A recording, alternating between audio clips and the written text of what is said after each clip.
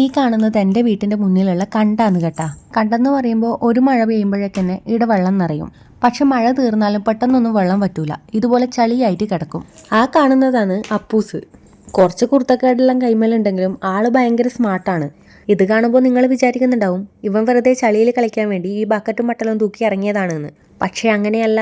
വ്യക്തമായ ലക്ഷ്യത്തോടു കൂടിയാണ് ഇവൻ ഇവിടെ ഇറങ്ങിയിരിക്കുന്നത്.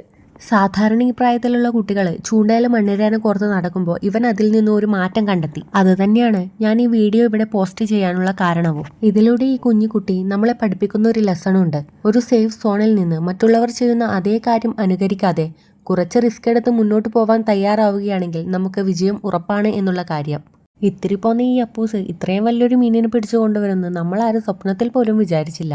പിടിച്ചുകൊണ്ടുവന്ന മീനിനെ എൻ്റെ അച്ഛന് കാണിച്ചു കൊടുത്ത ശേഷം അവിടെയുള്ള ബക്കറ്റിൽ കൊണ്ടിടുകയാണ്. ഇപ്പം നിങ്ങൾക്ക് മനസ്സിലായില്ലേ അപ്പൂസ് ചില്ലറക്കാരനല്ലാന്ന്. ഈ കാണുന്ന 2 മീനിനെയും ഇതുപോലെ ഇവൻ പിടിച്ചതാണ്. ഇതൊക്കെ കണ്ടിട്ട് എൻ്റെ അച്ഛൻ അപ്പൂസിനെ പറ്റി ഇവൻ ആള് കൊള്ളാം, ഇവൻ ഭയങ്കരൻ തന്നെ എന്നൊക്കെയാണ് പറയുന്നത്.